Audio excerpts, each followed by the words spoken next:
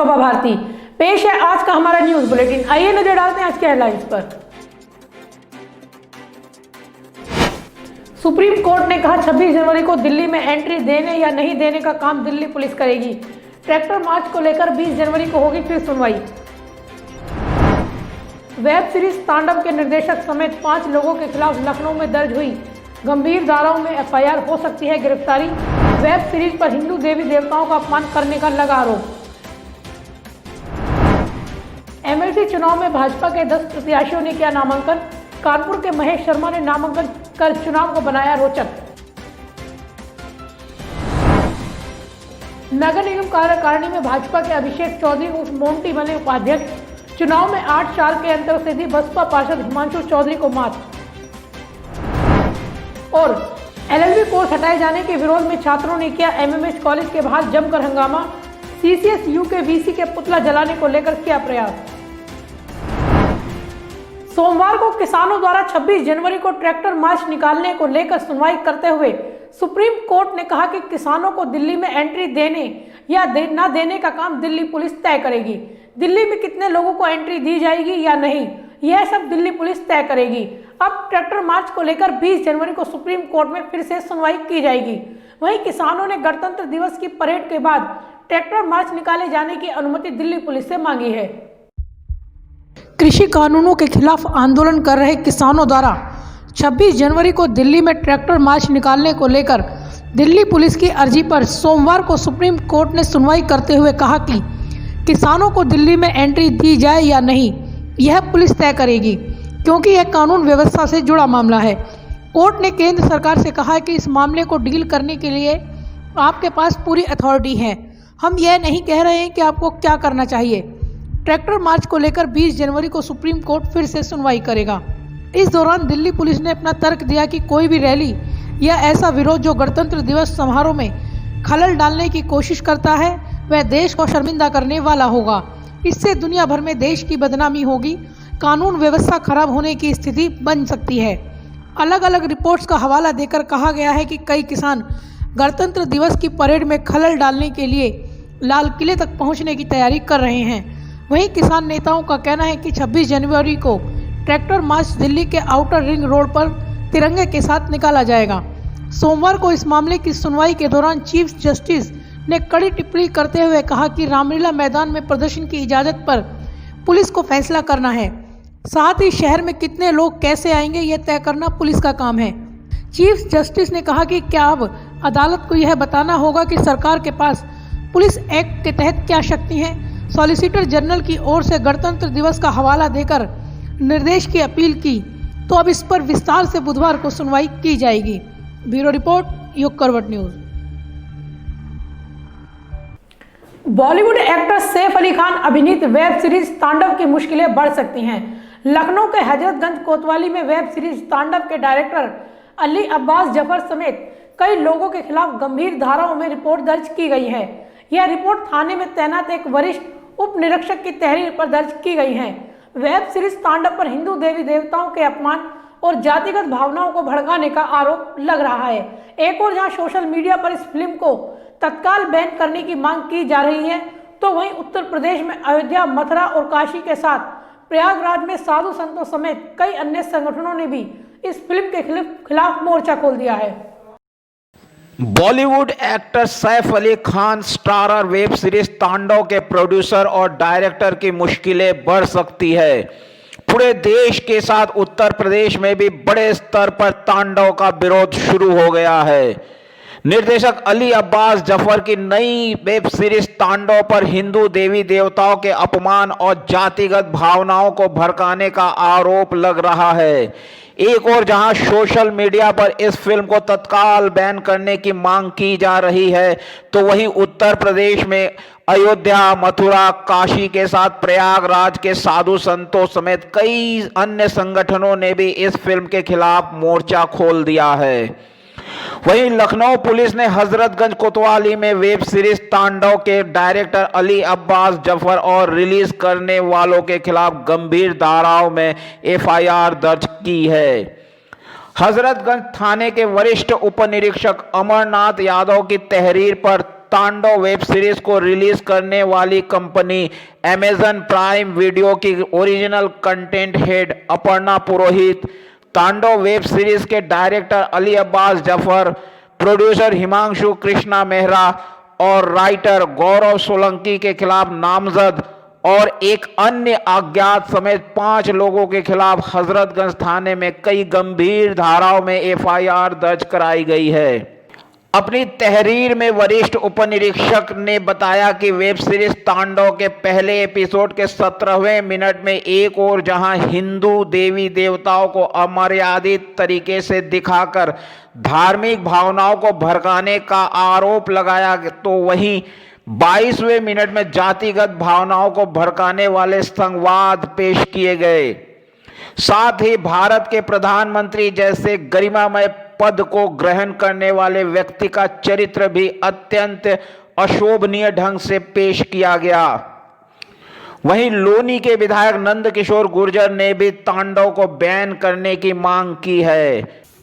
ऐसा चलन चला है कि वेब सीरीज के माध्यम से पूरे सनातन धर्म को बार बार अपमानित करना, हिंदू देवताओं पर अपमानजनक टिप्पणियां करना, एक जो अंतर्राष्ट्रीय साजिश है, पाकिस्तान, आईएसआई और दाऊद इब्राहिम के इशारे पे सारा ये किया जा रहा है। और डी कंपनी का पैसा जब से महाराष्ट्र में कांग्रेस की गठबंधन की सरकार आई है तब से पूरी तरह से डी कंपनी के कब्जे में मुंबई है। आज वहाँ अभी जो तांडव आया है, जो सीरीज आई है, तो तांडव में उससे पहले पातालोक आई थी, हमने विरोध किया था और वो बंद हुई थी, वो सीन हटाए गए थे। इसी तरह से देवादिदेव महादेव जो कण-कण में व्याप्त हैं, भगवान शंकर जी को अपमानित किया गया, उनके मुख से गाली दिखाना, उनकी ड्रेस और उनके ऊपर जिस तरह कमेंट किए गए हैं। भगवान श्री राम जो जन जन के आस्था के केंद्र है पूरी दुनिया के सनातन धर्म के, उनके ऊपर जिस तरह टिप्पणियां की गई हैं और उनका जिस तरह से चित्रण किया गया है, और जो हमारे यूथ के आइकॉन है पूरी दुनिया के अंदर, जिन्होंने भारत माता की जय के साथ जो उद्घोष किया और दुनिया के अंदर भारत का परचम लहराया, स्वामी विवेकानंद जी, उनके चित्रण को जिस तरह से दिखाया गया है और यूनिवर्सिटी उनके नाम पे बनाकर टुकड़े टुकड़े गैंग ने जो किया है, तो एक अंतर्राष्ट्रीय साजिश है।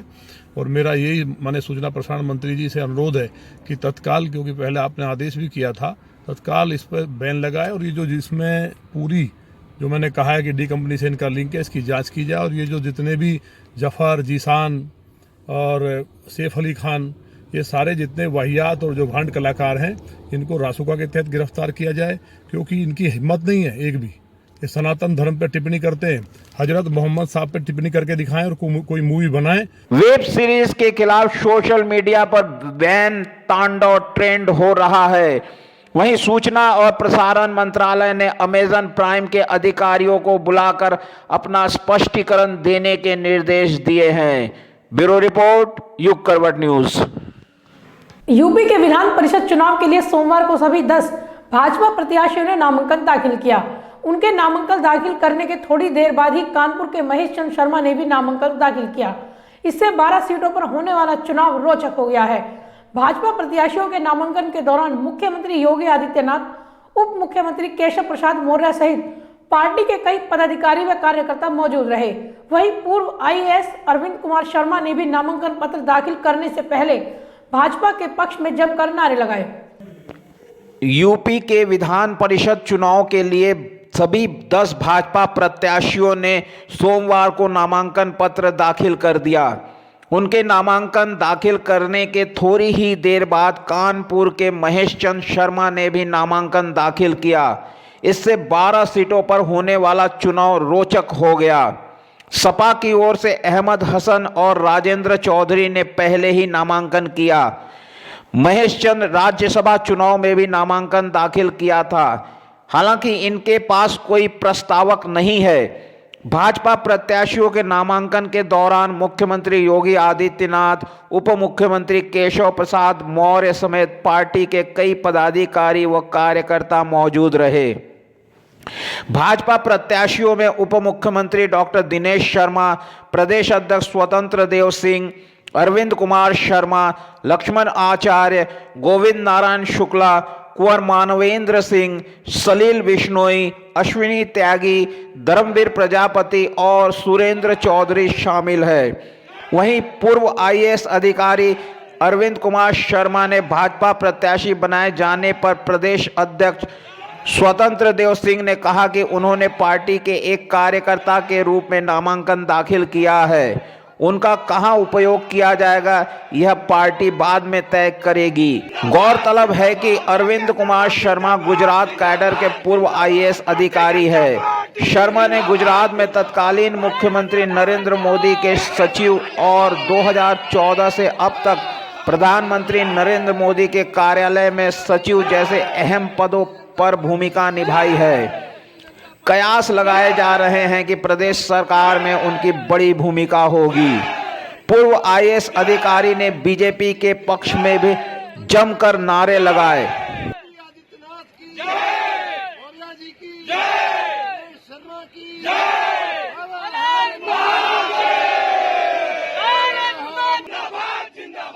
विधान परिषद की 12 सीटों के लिए हो रहे चुनाव के लिए 18 जनवरी को दोपहर 3 बजे तक नामांकन दाखिल किए गए। 19 जनवरी को नामांकन पत्रों की जांच होगी। उम्मीदवार 21 जनवरी तक नाम वापस ले सकेंगे।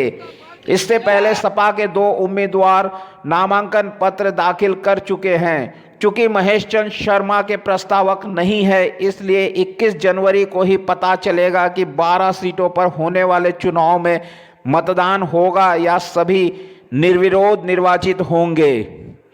100 सदस्य विधान परिषद में समाजवादी पार्टी के अभी 55 सदस्य हैं। जिन 12 सीटों पर चुनाव हो रहा है उनमें सपा के 6 सदस्य शामिल हैं।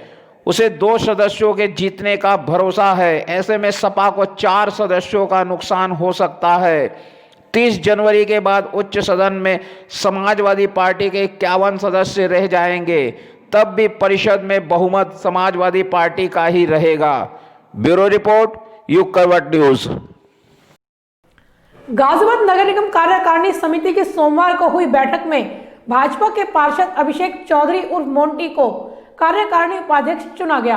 12 सदस्यीय कार्यकारिणी में अभिषेक के पक्ष में 8 सदस्यों ने वोट दिया, जबकि बसपा के पार्षद हिमांशु चौधरी को महज 4 वोट ही मिले। जीत हासिल करने के बाद भाजपा के पार्षदों ने अभिषेक चौधरी को बधाई दी। कार्यकारिणी की बैठक में वर्ष 2020-21 का मूल और पुनरीक्षित बजट एक साथ पेश किया गया।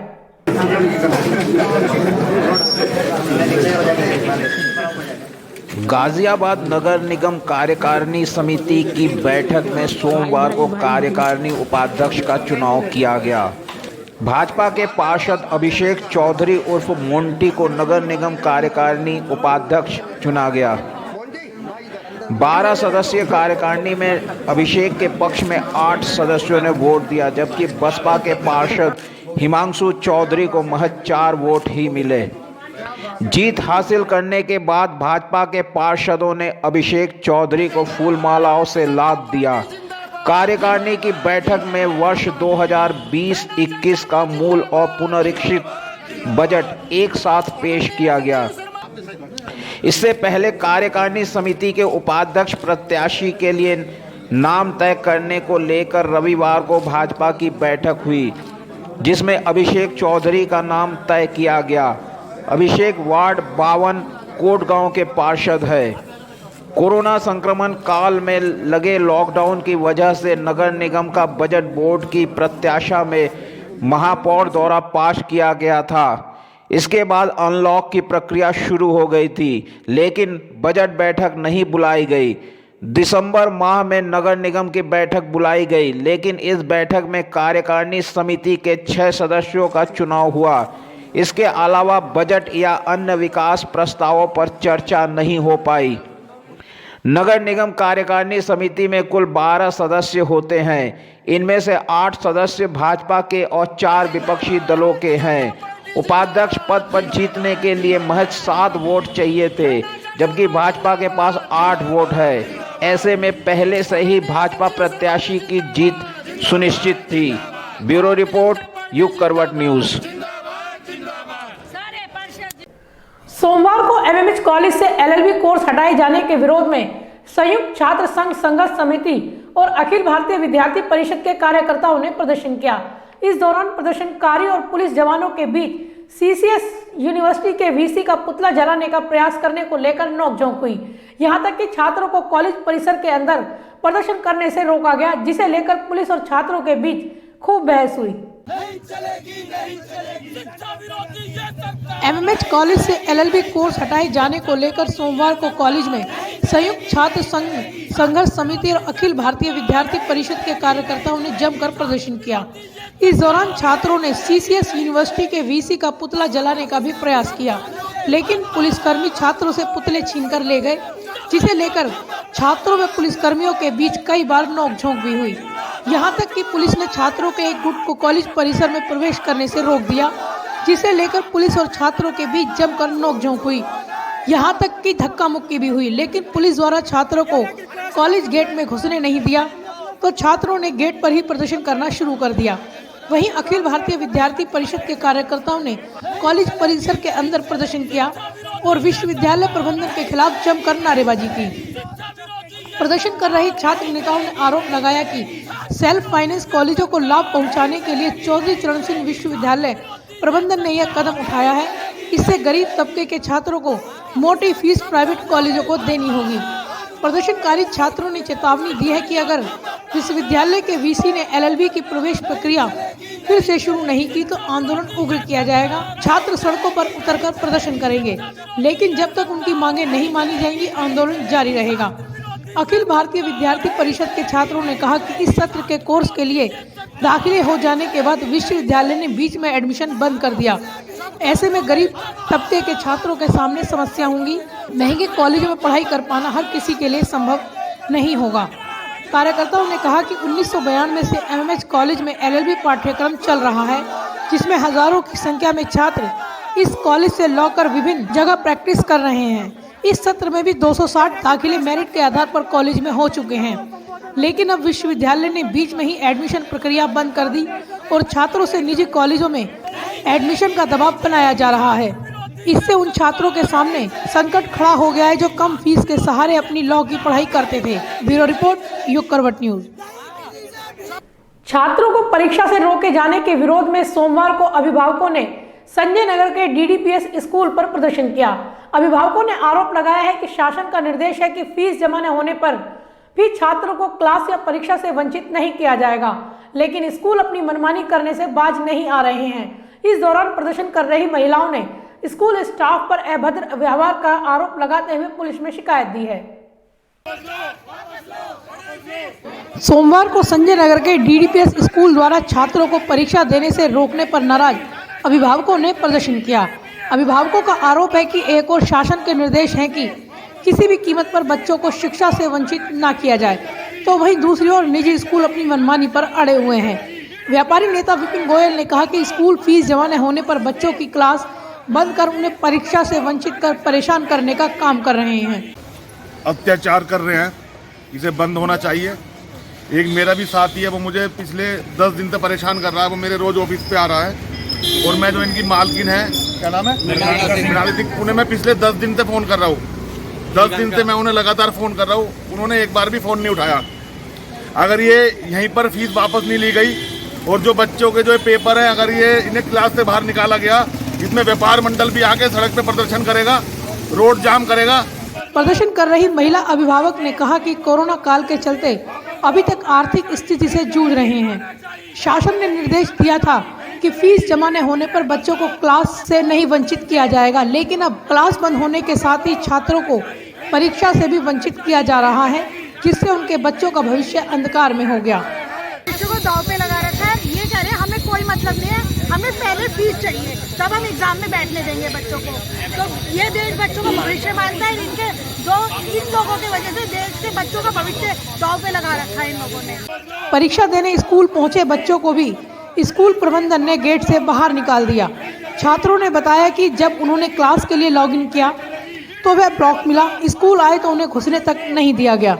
हमने पेपर देने के लिए अपनी क्लास लॉगिन करी और मतलब उन्होंने हमें क्लास में नहीं लिया। हमने वो अपनी क्लास टीचर को मैसेज भी भेजा, लेकिन क्लास टीचर ने मेरा रिप्लाई नहीं किया। लेकिन जितने बच्चों ने फीस भर दी उन सबका रिप्लाई करा है। आपका आज पेपर था? हाँ जी, और हम क्लास में हमें पेपर नहीं लेने दिया। इस दौरान प्रदर्शन कर रही महिलाओं ने स्कूल स्टाफ पर उनके साथ अभद्र व्यवहार करने और धमकाने का आरोप भी लगाया। इस मामले में महिलाओं द्वारा क्षेत्र की चौकी प्रभारी को लिखित में शिकायत भी दी गई है। अभिभावकों ने स्कूल पर तानाशाही का आरोप लगाते हुए जमकर नारेबाजी की। ब्यूरो रिपोर्ट, युग करवट न्यूज। अल्पसंख्यक कांग्रेस ने सोमवार को बुनकर उद्योग से जुड़े मजदूरों की समस्याओं को लेकर गाजियाबाद जिला मुख्यालय पर प्रदर्शन किया। कांग्रेस कार्यकर्ताओं ने प्रदर्शन के दौरान कहा कि प्रदेश में खेती के बाद सबसे ज्यादा रोजगार बुनकर उद्योग से जुड़े हुए हैं। इससे लाखों परिवार मजदूरी करके अपना परिवार पालते हैं। कोरोना के कारण हुए लॉकडाउन का असर बुनकर उद्योग पर पड़ा है, जिसके कारण बुनकर मजदूर भूखमरी की कगार पर पहुंच गए हैं। अल्पसंख्यक कांग्रेस ने मांग की है कि प्रदेश सरकार बुनकर उद्योग के मजदूरों की समस्याओं का निस्तारण करे। कार्यकर्ताओं ने उत्तर प्रदेश के मुख्यमंत्री के नाम ज्ञापन भी सौंपा।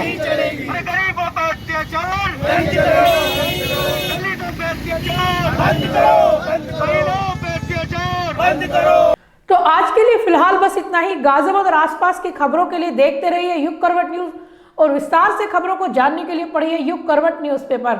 सब्सक्राइब कीजिए युग करवट। नमस्कार।